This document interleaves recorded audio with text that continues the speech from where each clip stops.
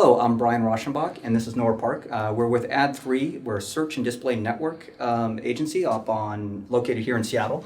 We're here today to talk about remarketing in Google AdWords, and we've got a couple examples of some brands that are probably using remarketing and how they're going after sort of the same user and some advanced tactics and some ideas and suggestions that we have that have worked with some of our clients and to share them with you.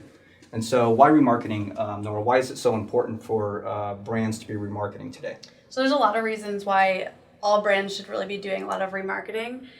Depending on what type of product you're offering, your sales cycle, the type of industry you're in, there's a few different ways that you can really leverage remarketing to target your audience. Kind of the first one, really the core basic reason to do it is to get back in front of customers who visited your site and didn't take the desired action, they didn't sign up for your free trial or make a purchase on your site.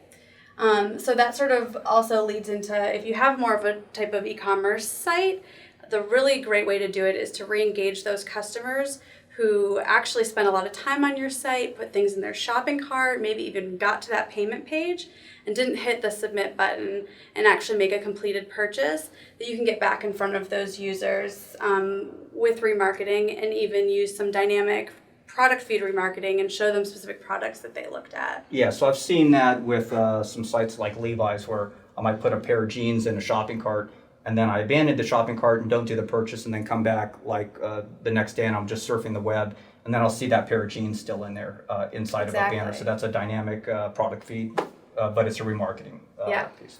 Yeah, exactly. It seemed to be really effective.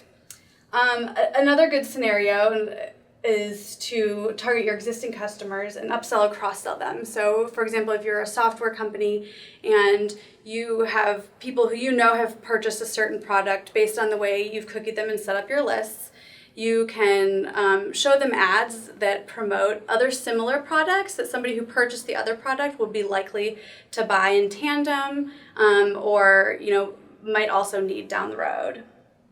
Okay, and so why is this, these remarketing lists, how is the sort of the time piece sensitive? If you're setting up, if you have a remarketing list and you're like, I know this person is coming to purchase a product, and what's the learning that you could gather from setting up your custom list with time segments in them?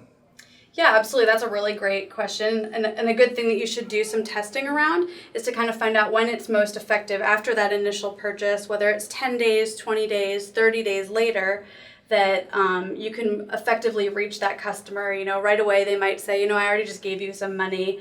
I don't need to make another big software purchase. But in 30 days, well, great. I really like this product. I like this company. You might be more likely to do that. So it might be like a brand, like a Brent Haven that, I really like their bags.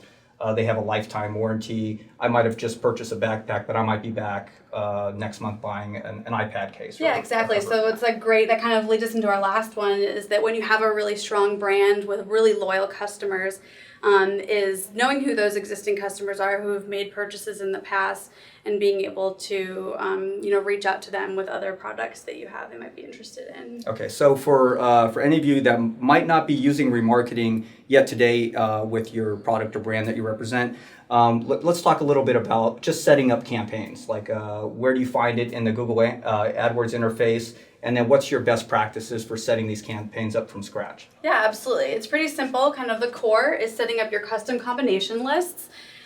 So you can go in the AdWords interface to the audiences section, and that's where you'll be able to find the pixels you need to place on your site, and then be able to create these lists to segment people based on what pages they've visited. So you can add lists based on different products. So if they visited any page related to this certain product, and then you can show them an ad that is aligned with that. So the page could be just a URL that's like the shopping cart URL or the success confirmation page or thank you confirmation page if it's just a sign up that someone's looking for. Exactly, and that's where you can get really kind of creative and advanced in terms of how you set up the combinations of the lists, is to be able to include and exclude people based on how far they got in the cycle. If they did put something in their shopping cart and didn't reach the confirmation page, you might want to target them separately than somebody who didn't even put anything in their shopping cart yet. So if you have like a subscription-based model for your company and the person is already upgraded, like they've upgraded to a Moz professional account, you don't want to be following them around and remarketing back to them. So you put them in an exclusion list. Exactly, Okay. and that's another great example when you have a subscription service, to be able to use those exclusion lists to take out people from the remarketing pool that are already subscribed, based on a visit to, for example, a login page using that URL. Okay, great. And then talk to us a little about user segmentation and the duration thing again, why that's so important. Yeah, that one's important too. You may have some insight already into the sales cycle for your product. So basically, if somebody visits your site, it might take a consideration time of 1 week up to a month, depending on what it is, before they are actually ready to make a purchase. So you can kind of start and use that as how long you want to set the duration of your cookie pool. So these would be good for clients or brands that have basically a free trial maybe, and then to upgrade the free trial to a paid trial. Exactly, at the end of that 30 days or whatever it is. But another great way to do it is just to set up a test and kind of do increments of 10 days where you give those people, you treat them differently so you can kind of just see how they act. If you target them within 10 days after they first visited your site, within 20 days, within 30 days. Okay, so these are the actual user list pools that you're doing these time segments. Exactly. So someone that is your total cookie pool might be 30,000 users.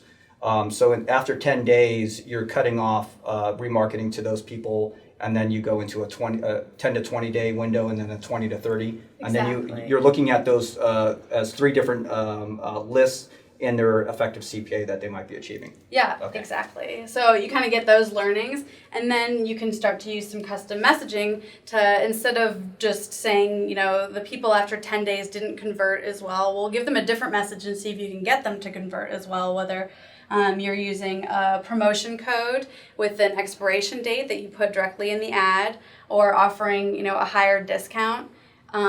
Or a third example would be we've got a couple examples up here. So the discounted example is that for if you're booking, a flight, this example that we've drawn out here is some guys that are planning a mancation to Alaska, and so they come in. Someone's been to Alaska Airlines, and they're gonna pick up a cookie, or they're gonna pick up a cookie there, and then a day later they might be getting a leaderboard banner that's targeted to them for a cheaper flight up to Alaska. And then that person's also looking to get some outdoor gear for that trip, and REI might hit them a couple days later with a marketing message around free shipping until. So it's basically a promo, one that's a little bit more time delayed. And then Airbnb might have a call to action that's like, are you still looking for a cabin to rent? And so, it's like, I think a lot of those, if you make those messages custom, then, and not the same as don't repurpose what you're running in your existing AdWords campaigns, but actually understand the audience that you're actually remarketing back to these people. They've been to your website, so you don't need to really talk about the brand too much, but give them a promo or a time-sensitive call to action, or something that's like a question. Exactly. Going back to the user segmentation duration thing, I found that like when you ask this to a client, a lot of times, like what's sort of your sweet spot of when your person converts. This is also a way that if your brand doesn't really know what that is, you could get the learnings from this. Yeah, right? exactly. It will definitely give you a good idea kind of where that sweet spot is. And another thing too is how many times those people see those ads. So you can set frequency caps, as well as set up the duration settings to, see how effective it is to show them 10 ads a day versus 10 ads a month. Oh, so there's a good segue there. What's some sort of, after you've had your remarketing campaign up and everything's just chugging away, what are some tactics that you've sort of used to enhance the remarketing strategy with all this learning that you're gaining from setting up custom combination lists to time delayed market segmentation? What have you been doing to sort of keep the meter going? Because it seems like the remarketing comes out really strong after you're learning, and then it sort of has a little tail. Yeah, with any AdWords campaign, it's always important to kind of keep up with the marketplace, so optimizing your bids is sort of standard. But something else that's really great that Google provides is looking at the managed placements, so the actual list of the sites that your ads showed up on and the performance by each of those sites. So you can find that, maybe there's some 20 pockets. sites, either a category of sites or, just specific sites that you can bid higher on. That will allow your ad to show in more prominent positions, potentially more above the fold, and just more frequently. And then on the sort of the bid management side of things, have you, when you, I've seen some different market or some duration list segments where I see, like if you've run 10, 20, 30, 40 day segments, sometimes they'll pause out like the 30 or 40 and then really focus in on the ones that are very optimal. And then you mentioned frequency cap. What's a good generic setting for frequency cap, given that some of these ads might appear below the fold? And so even if you're winning in this auction against 3 different brands, what should you have your frequency cap set to? Yeah, generally, kind of let some of the initial data kind of show you where that drop-off is. You actually can see in Google, after how many impressions in a given week, where your click-through rate starts to drop off, or your conversion rate starts to drop off. And I've typically seen that it's around 8 a week. 8 a week, okay, that's good to know. So we talked a little bit about some Google beta programs that are out there, and I know that there's a couple other ones that we're testing with different clients that are in different verticals, so it makes sense for them. Can you talk about any of those? Yeah, the one I think I'm most excited about that we've started to test and see some great success with is the Search Companion beta. And what that does is enables you to remarket to people who haven't necessarily been to your site. Mm-hmm. So you choose keywords that you want to retarget. So anybody who searched for those keywords on Google, then when they are on sites that accept, they're part of the Google Display Network and accept AdSense ads, then you can get in front of them that way. So if you were a brand like REI and someone they did a search for hiking shoes, and then they visited the REI website, can then one of their competitors, like an outdoor emporium or something like that, go after that user even though they didn't even visit the site? Yeah, absolutely. Okay. So they would just say, anybody who searches for hiking shoes, we want to be able to remarket to them. Okay, so that's pretty powerful beta that's out. How about anything in YouTube? Have you done any work with their network? Yeah, that's another great opportunity that Google allows you to kind of repurpose your remarketing list and show YouTube in-stream ads. So they kind of, it's within the same login account and they kind of talk to each other, and you can set up a campaign and use that same list of people. So this is the same custom combination list, but just in YouTube. Exactly. So you don't have to just throw impressions away, basically. Mm-hmm. Yeah, so it makes it really targeted. Well, cool. Well, I think that sort of we've been doing a lot of discovery with remarketing here this last year and paying close attention to it because all these new beta programs are coming out. What do you think that there's going to be an end to this? Do you think? Probably this is not. our industry crack we have right now. Like, what do you think is going to be on the horizon with Google? I'm sure more like this with traditional remarketing, you're sort of capped in terms of how much you can grow just based on the visits you're getting to the site in a given month. Something like the Search Companion beta really opens that up to a much larger population of, available impressions, just makes the marketplace that much bigger. And so I'm sure that they'll, come up with more things along the same lines that...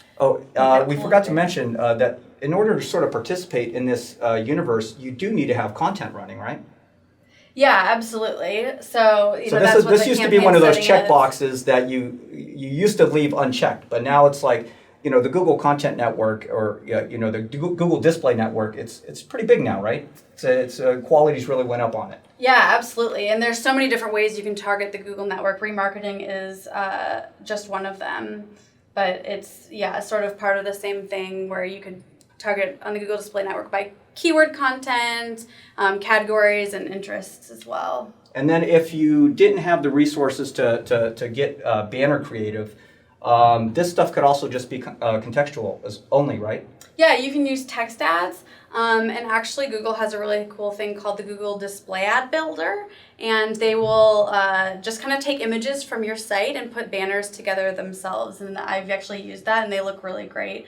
And it's free, an effective way for some clients that might not have the resources to. I was gonna say that kind of sounds a little scary if they're just grabbing images. Well, you see them. You have a lot of choices in terms of the layout and the language, and they actually look great. I don't know how they pick the right images, but from what I've seen, they do a really good job. Okay, cool. Well, I think that sort of wraps up our segment on remarketing. We'll be online listening and replying back to any commentary that comes, any questions that you might have. Thanks.